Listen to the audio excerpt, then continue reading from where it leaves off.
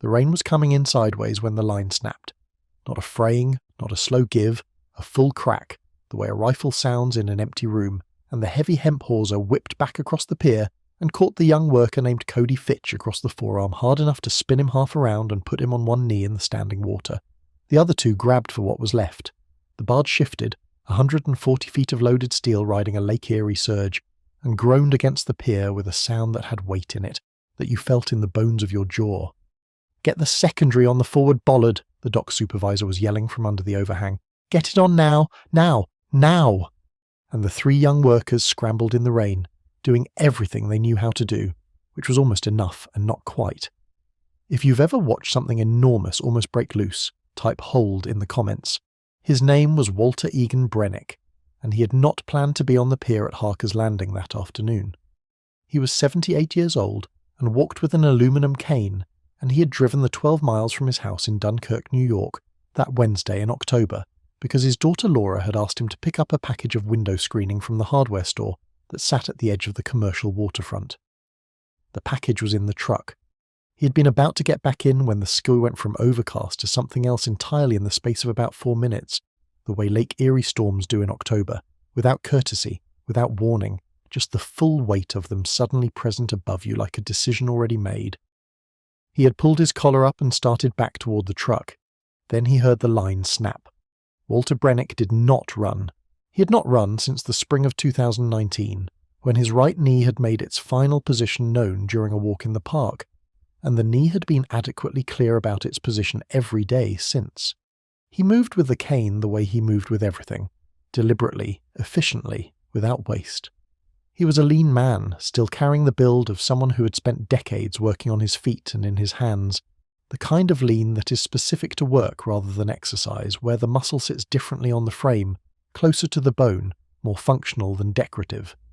His hands, gripping the cane, were large and weathered and slightly asymmetric, the left index finger having been broken and improperly set in 1971, and reset in 1974 and permanently interesting ever after.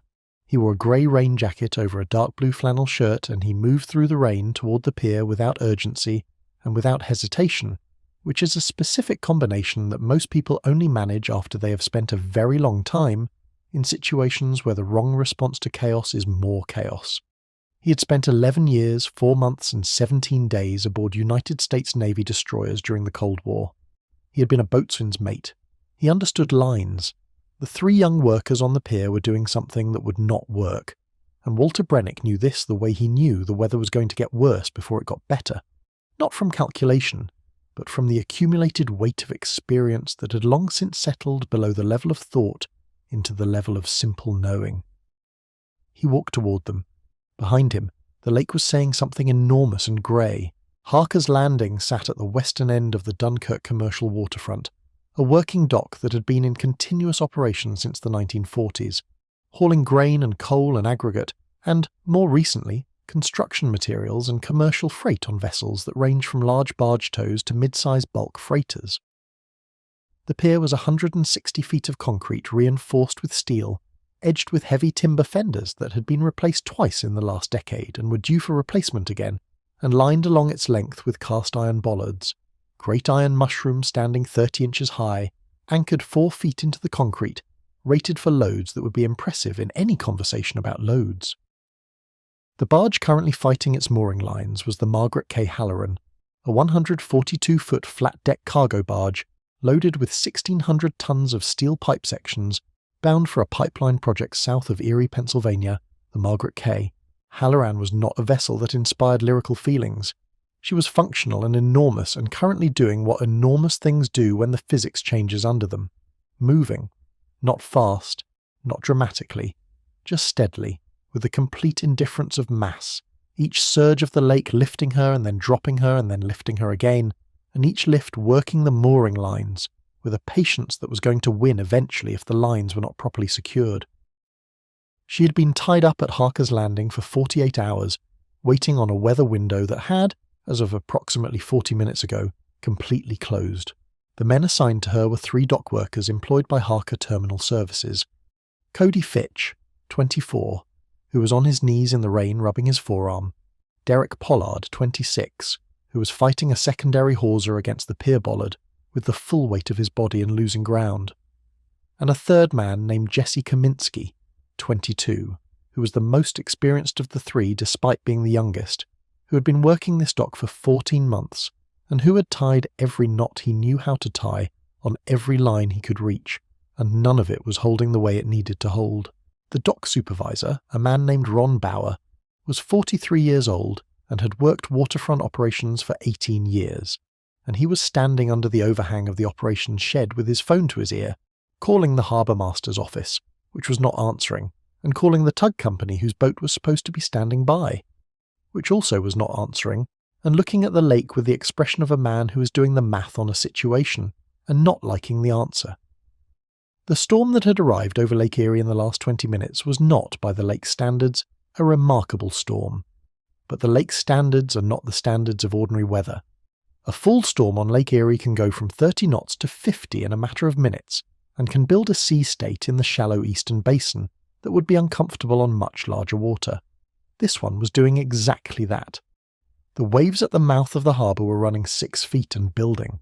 The surge at the pier face was irregular, unpredictable, and very strong, and the Margaret K. Halloran, all 1,600 tons of her and her steel pipe cargo, was working her lines with the patient certainty of a thing that does not feel urgency, but will, given time, go where it intends to go. None of this was yet catastrophic. All of it was on the way to catastrophic, in the way that dockside emergencies progress. Not quickly, not dramatically, but with an inevitability that accumulates in small steps until suddenly none of the small steps are small anymore. Something was going to change in the next few minutes on this pier. What none of the 3 young workers could have known, watching the old man with the cane make his deliberate way through the rain toward them, was exactly how much it was going to change. "Hey, sir, you need to stay back," Derek Pollard yelled it across the pier, his voice cutting through the rain and the lake noise, directed at the figure in the grey jacket moving toward them. He didn't have time for whatever this was. He had his hands full, literally physically, both hands on a line that was trying to kill him. "Get back, restricted area. You need to get off the pier."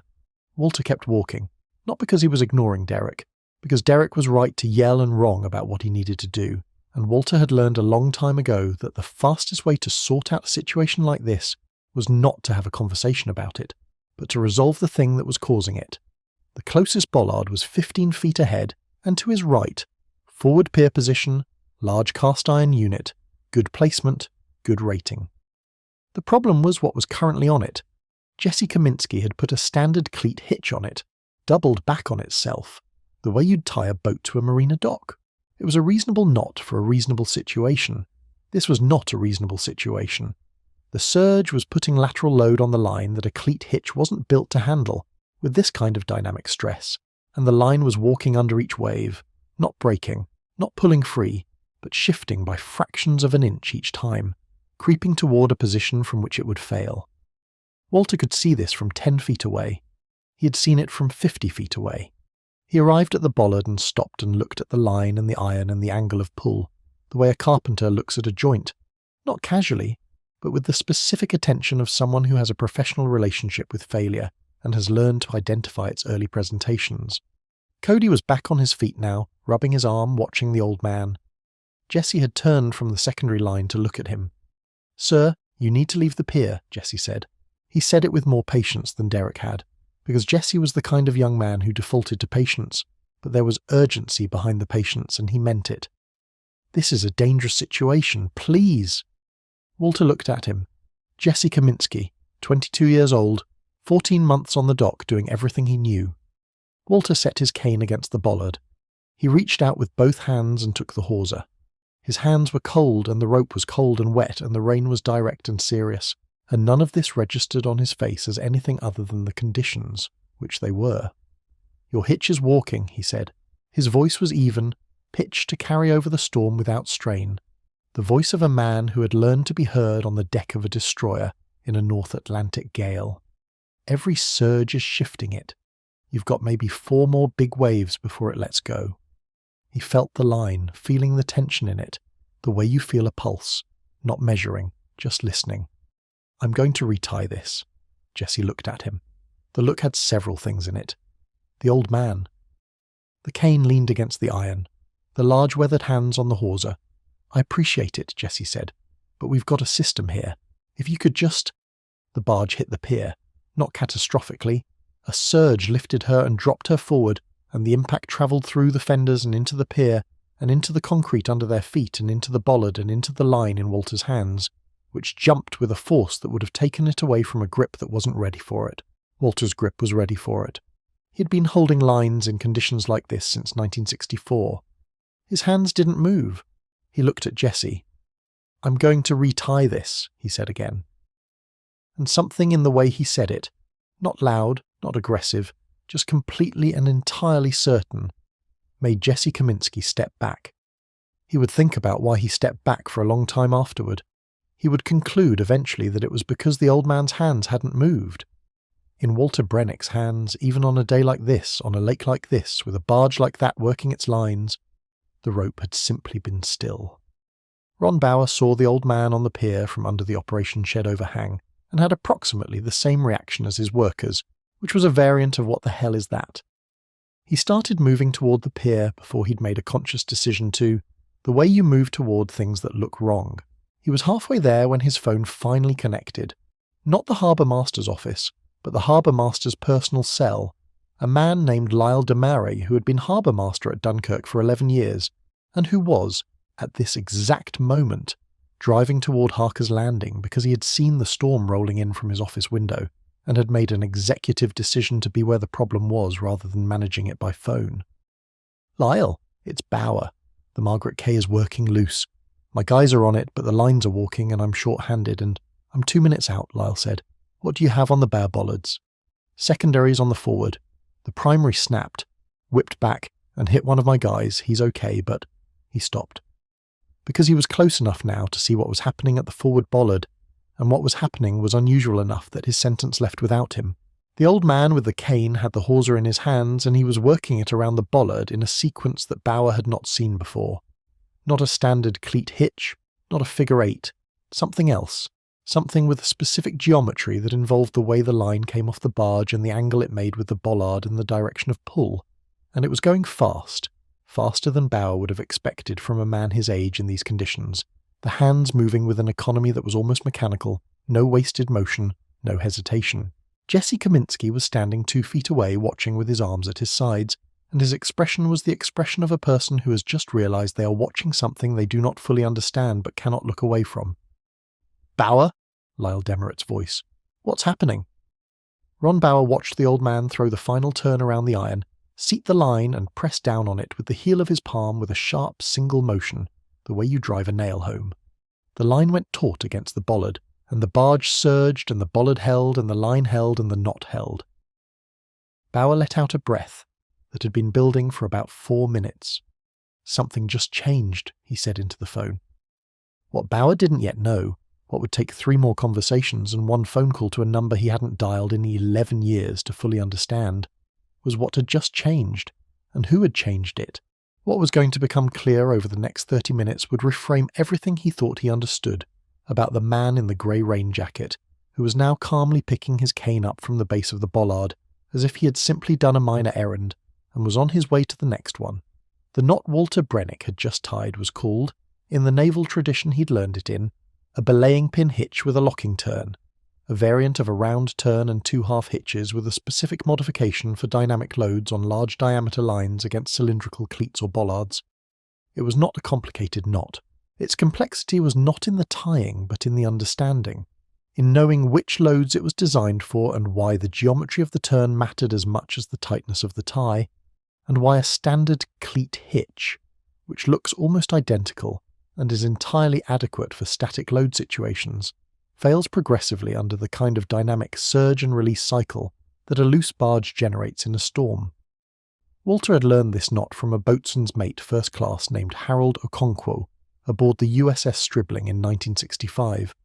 Harold Okonkwo was from Lagos by way of the Bronx, and had been in the Navy for 14 years when Walter arrived aboard the Stribling as a seaman apprentice, and had therefore been in the Navy for what felt to a 19-year-old from upstate New York like approximately forever.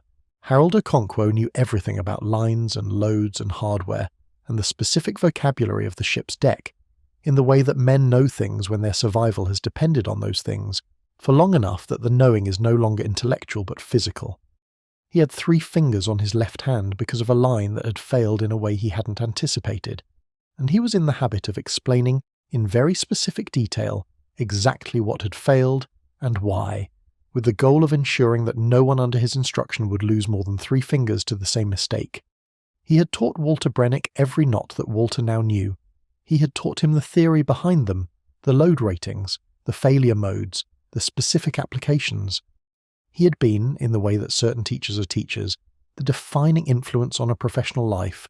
Harold Okonkwo had died in 1989 in a hospital in the Bronx from a cardiac event that his family said he'd seen coming and done nothing about, because Harold Okonkwo was not a man who admitted to physical limitation with any particular grace. Walter had attended the funeral.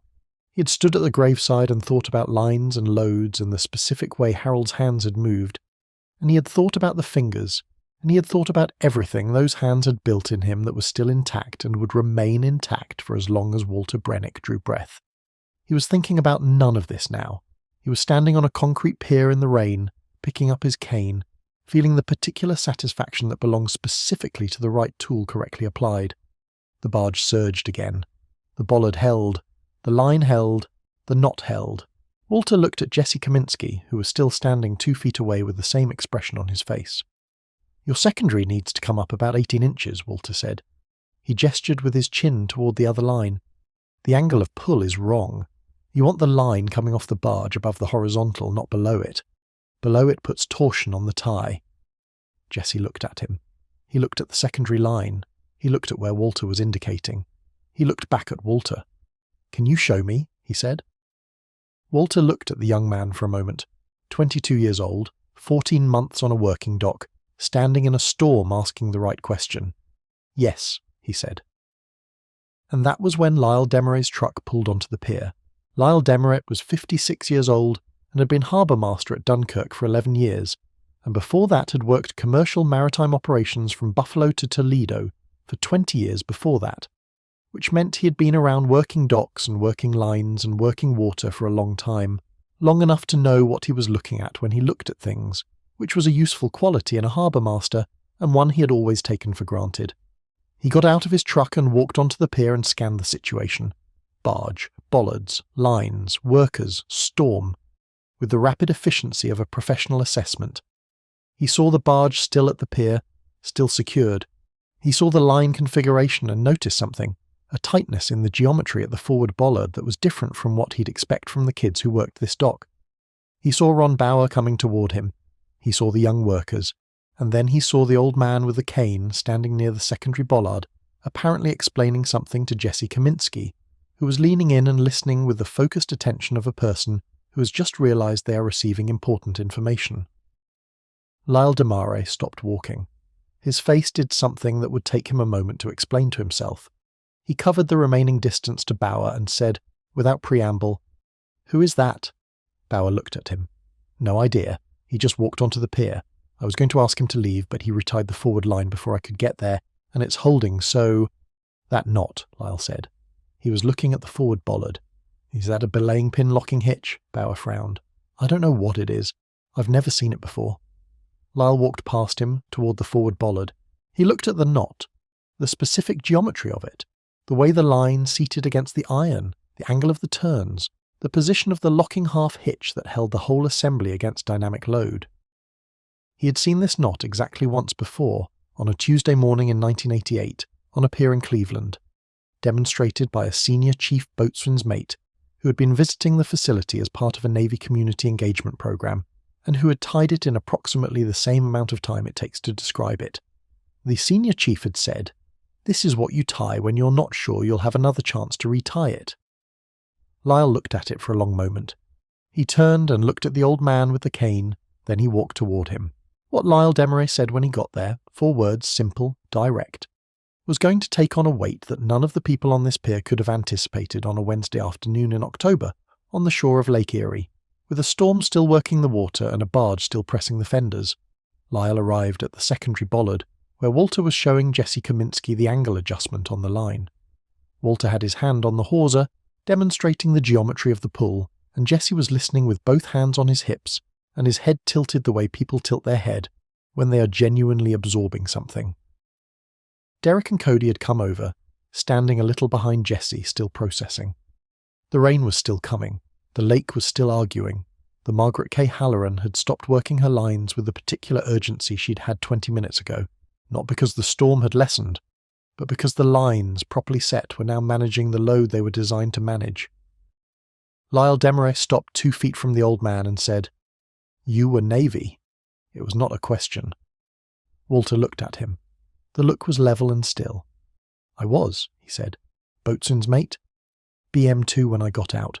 Made first before that and came back down. My own fault." Something that was not quite a smile crossed Walter's face. Old and dry and not unhappy. "BM1 on the Stribling," Lyle said. "I was never Navy, but I know enough. I've seen that knot exactly once." He nodded toward the forward bollard. Walter said nothing. He was watching Lyle with the specific patience of a man who has spent a lifetime being read by other men who mostly didn't. Lyle said, "When I was 28, I saw a senior chief tie it on a dock in Cleveland, and I asked him what it was called, and he told me, and I wrote it down, and I've never seen it since." "Harold Okonkwo," Walter said. Lyle looked at him. "Who?" "Harold Okonkwo, BM1 on the Stribling, 1965 to 1974. He taught me that knot. He died in 1989. He paused. "If you were in Cleveland in 1988, it was probably Harold." Lyle stared at him for a moment. The rain came down. Jesse Kaminsky, standing behind Lyle, looked at Derek. Derek looked at Cody. None of them said anything. "He did a series of demonstrations," Lyle said slowly. "Navy outreach. 7 or 8 docks around the lakes." "That sounds like Harold," Walter said. He was quiet for a moment. He liked docks. He used to say the Navy was just docks with extra steps. A gust hit the pier broadside hard enough to lean into. The barge lifted and fell against the fenders with a sound like a bass drum. The forward bollard sat in the rain with the locking hitch tight around it, and the line to the Margaret K. Halloran went taut and held and did not give. Lyle Desmarais looked at the old man on the pier, the aluminum cane, the grey jacket dark with rain, the large hands holding the secondary hawser with an unhurried competence that he now understood was not accidental and was not luck. He thought about a Tuesday morning in Cleveland in 1988, and a senior chief who had died in the Bronx a year later, and a knot he had written down in a notebook and never needed and never forgotten. He thought about the 40 minutes of escalating emergency that had preceded this old man's arrival on the pier and the 20 minutes since, and the difference between them. Ron Bauer had come up behind him. "The weather service says it peaks in about 30 minutes, Bauer said. "After that it starts to ease." Lyle nodded. He looked at the forward bollard. He looked at Walter. "That knot is going to hold," he said. It was not exactly a question. "Yes," Walter said. Not arrogantly, just as a fact. Lyle believed him. What Lyle Desmarais did not yet know, what would require a phone call and a conversation and the arrival of a certain piece of mail, was that the story of what had happened on this pier on this afternoon was not going to stay on this pier. The storm peaked at 4:47 in the afternoon, harbour master's log, and by peaked it meant winds sustained at 44 knots with gusts to 51, wave heights at the harbour entrance running 8 to 9 feet, surge at the pier face irregular but consistent, the Margaret K. Halloran working against her moorings with the full available weight of her payload, and her hull and the lake behind her. The forward bollard with Walter's knot did not give. The secondary, adjusted to the angle Walter had indicated, did not give. The barge moved, lifted, fell, pressed, surged. She did what she was going to do within the mooring system, and the mooring system held. Cody Fitch stood near the operations shed with his arm against his chest and watched the forward line against the bollard. He watched it for 23 minutes. He watched the line jump under each surge, go taut, load up, hold, release, and reset. He watched the knot work and not fail. He had been working commercial docks for 2 years. He had tied 1,000 knots. He had never seen a knot behave exactly like that. Not because it was flashy, not because it looked different, but because of the quality of its stillness under load, the way it absorbed the force without translating it into movement, the way it simply held the way things that have been correctly done simply hold. Derek Pollard was on the phone with his girlfriend standing in the operations shed doorway, and he was trying to explain what had happened. He kept starting and stopping. He kept coming back to the knot.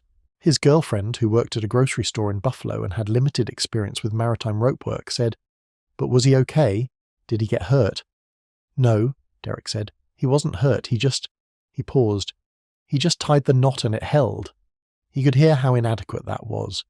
It was inadequate because the event had layers he didn't have language for yet. Layers about age and competence, and the specific humility of being outperformed on your own ground by someone using tools you use every day in a way you have never seen. He was 26 years old, and he had just watched an old man with a cane do something on a pier in a storm that he couldn't do, and the doing of it had been completely unspectacular and completely definitive, and he was going to be thinking about that for a while. Jesse Kaminsky stayed on the pier. He stayed near the forward bollard, not guarding it, just close to it, in the rain, watching it. He was thinking about the angle of pull. He was thinking about the way Walter had said the angle is wrong, in the same tone you'd say the door is open. Not as a criticism, but as a piece of physics, a simple description of a condition that could be corrected. He was thinking about the 11 months he'd spent on this dock assuming that what he was doing was approximately correct. He was thinking about the specific texture of realizing that approximately correct and correct are not the same thing, and that the gap between them becomes visible under load. Ron Bauer stood with Lyle Demery under the overhang, and they watched the pier and the barge and the lake. They didn't talk much. At one point Bauer said, "Where is he?" And Lyle said, "Left." And Bauer said, "Already?" And Lyle said, "Already." Walter Brennick had walked back off the pier 5 minutes after the conversation with Lyle Demery. He had walked back in the rain to his truck, which was parked on the near side of the terminal lot, and he had gotten in and sat for a moment watching the storm through the windshield. He had the window screening in the back for Laura. He should have been back an hour ago. He started the truck and drove home through the rain, and was there by 5:30, and had the package inside and his boots off, and a cup of coffee in his hand before he had said a single word to anyone about what had happened that afternoon. The call from Lyle Demery came the next morning. Walter's phone rang at 7:42, and he looked at it for a moment, not recognizing the number, and picked it up in the manner of a man who does not use his phone very much, and therefore tends to answer, rather than screen.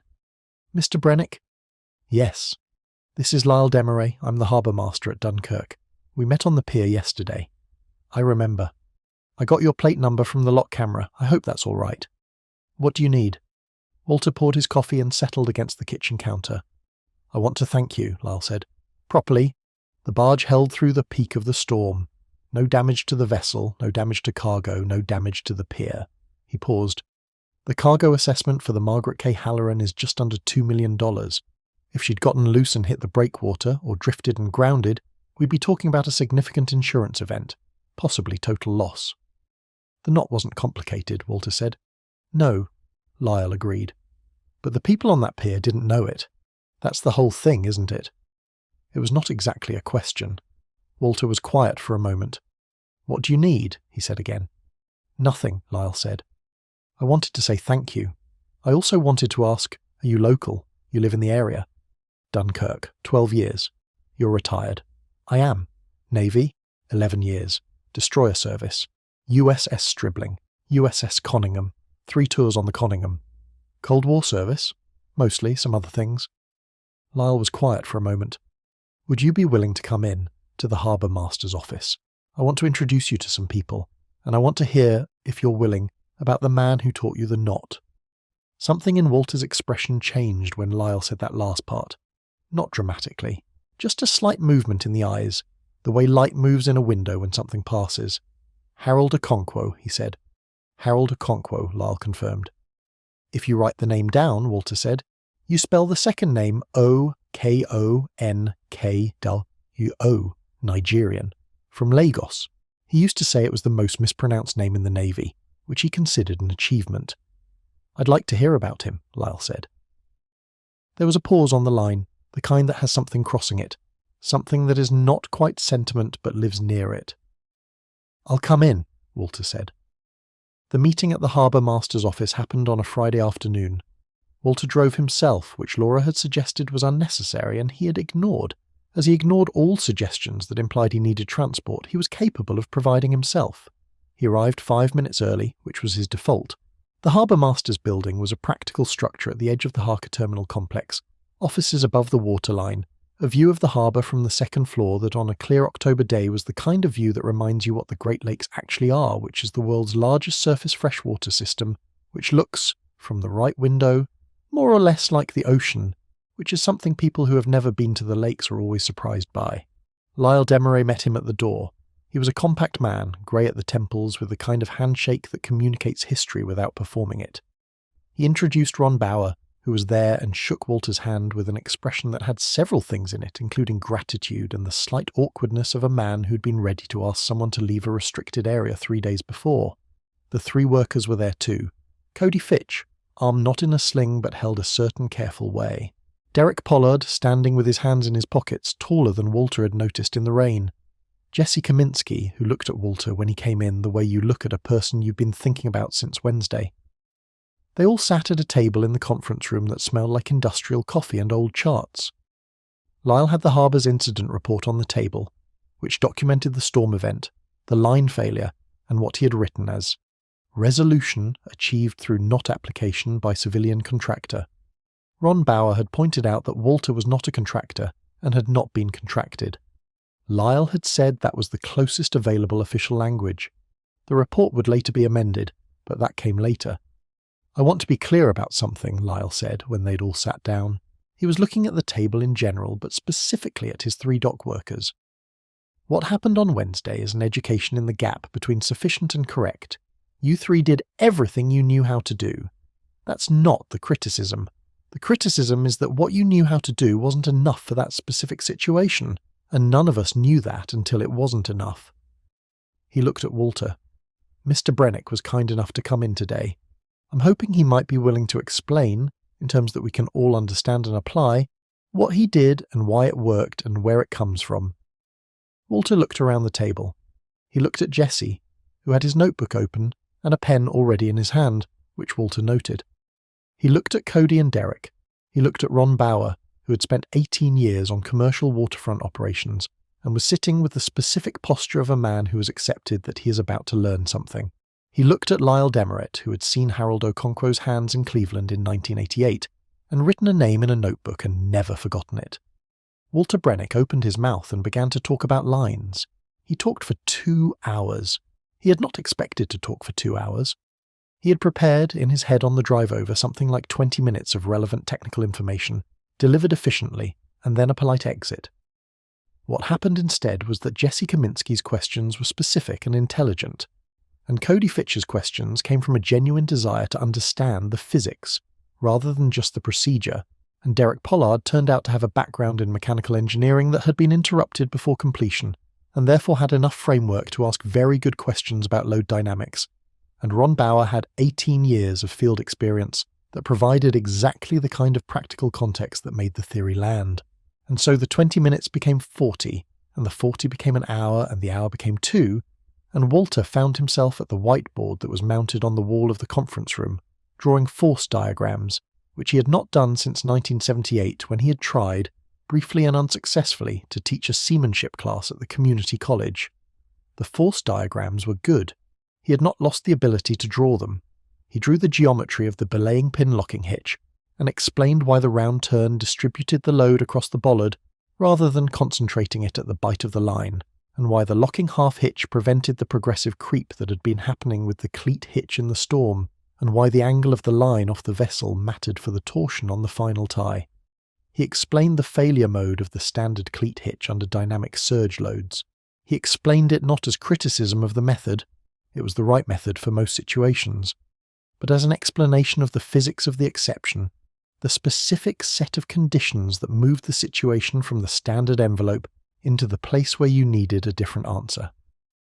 Jesse Kaminsky filled 6 pages of his notebook. Derek Pollard took photos of the whiteboard. Ron Bauer at a certain point left the room and came back with better coffee, which Walter accepted without comment and which everyone understood was a gesture of a specific kind. Lyle Desmarais sat through all of it and said almost nothing, and listened with the concentrated attention of someone who has spent 30 years in a profession that is fundamentally about the gap between what people know and what they need to know. At the 2-hour mark, Walter became aware that he had been standing for most of that time, and that his knee had registered its opinion of this, and he sat down. The room was quiet in the way rooms go quiet after something has been given to them. "Where do we learn more?" Jessie asked.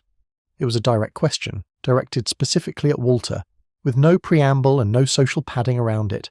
Just, where do we learn more? Walter looked at him. "How much time do you have?" Jessie looked at Ron Bauer.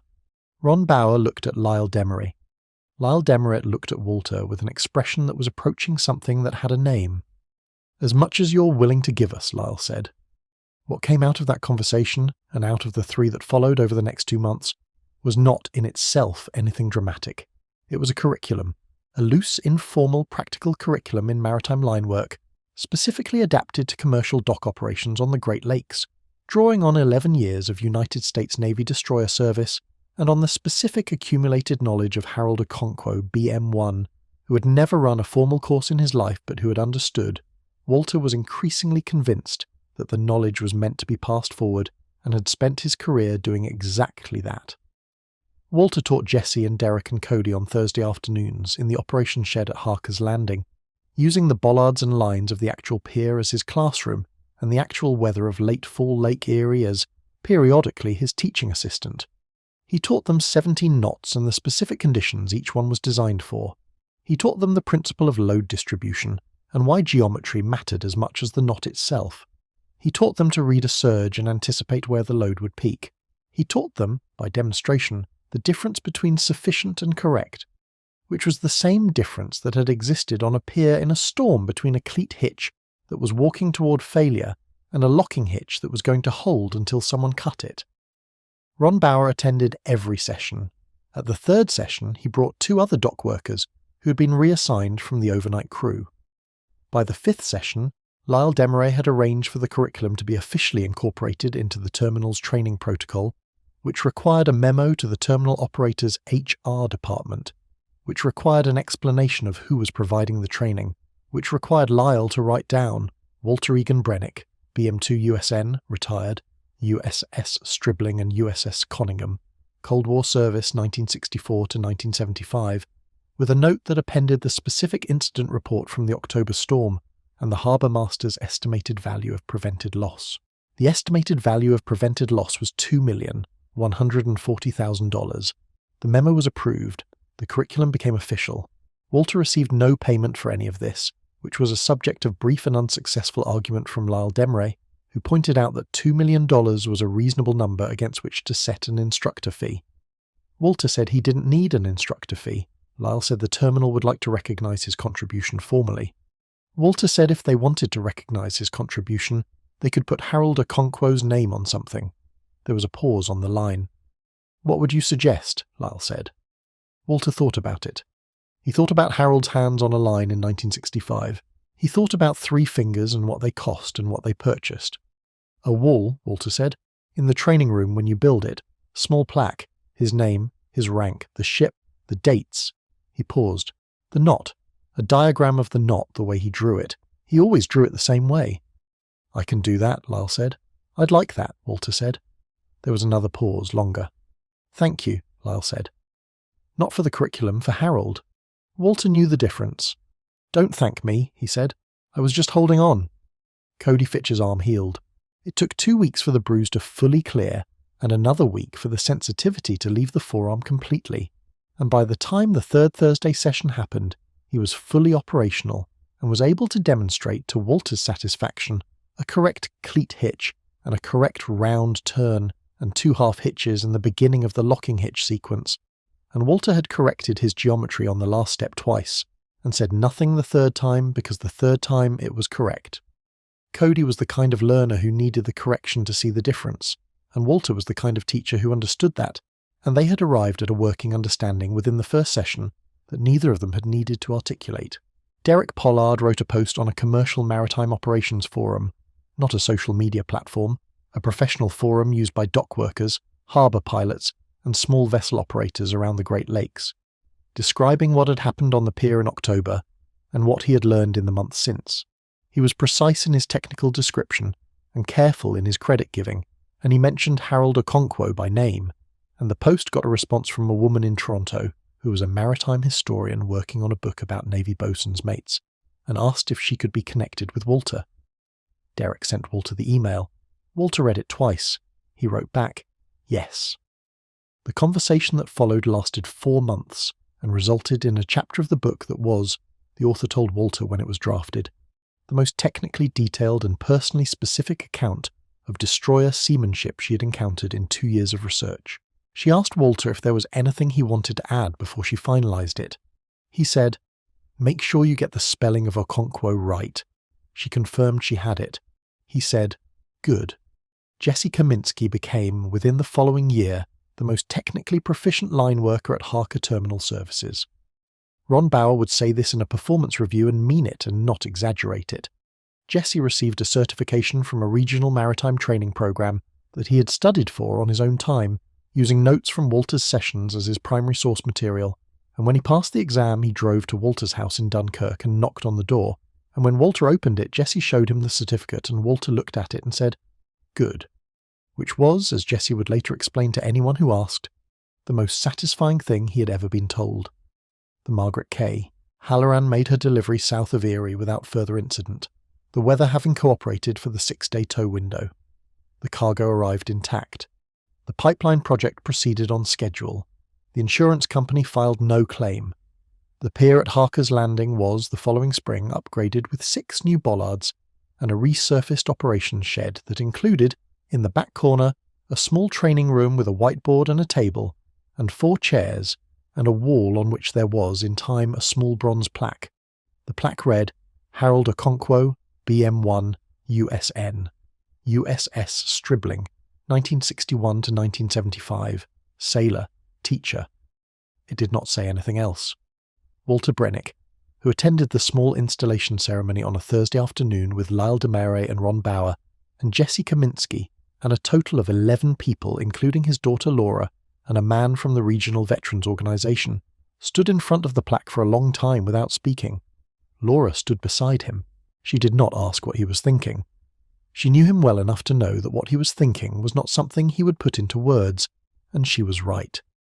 What he was thinking was about Harold's hands, the 3 fingers, the way the knowledge had moved through them, from a pier in Lagos to the Navy to a destroyer in the North Atlantic, to a dock in Cleveland, and then to a pier in Dunkirk, and then to a wall in a training room, and then into the hands of 3 young men who would carry it forward into every storm they ever worked in for the rest of their lives.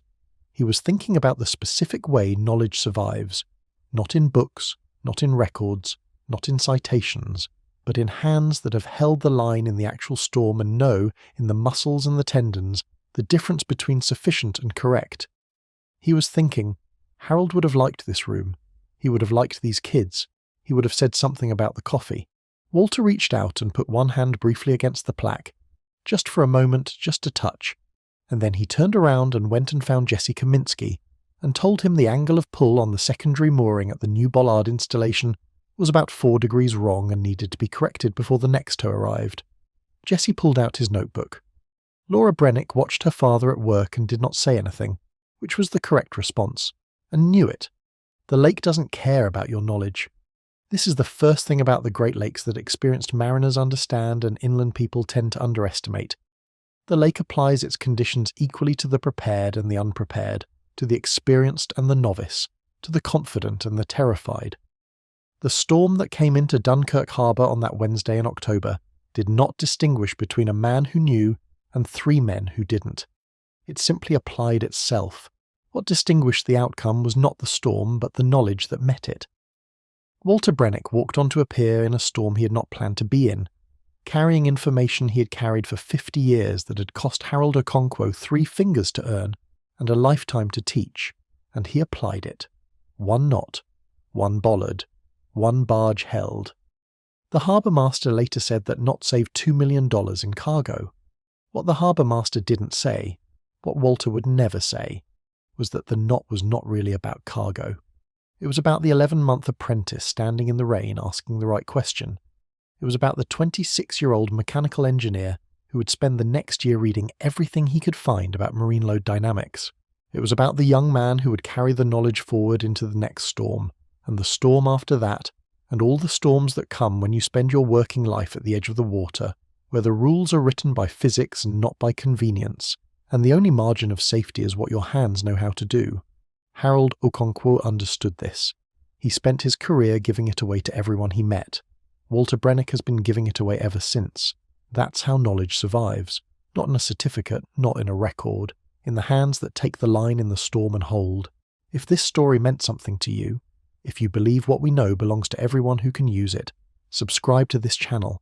We tell these stories every week because the people who lived them deserve to be remembered, and what they built deserves to last. Ring the bell. Share this with someone who works with their hands. For Walter, for Harold, and for every knot that holds.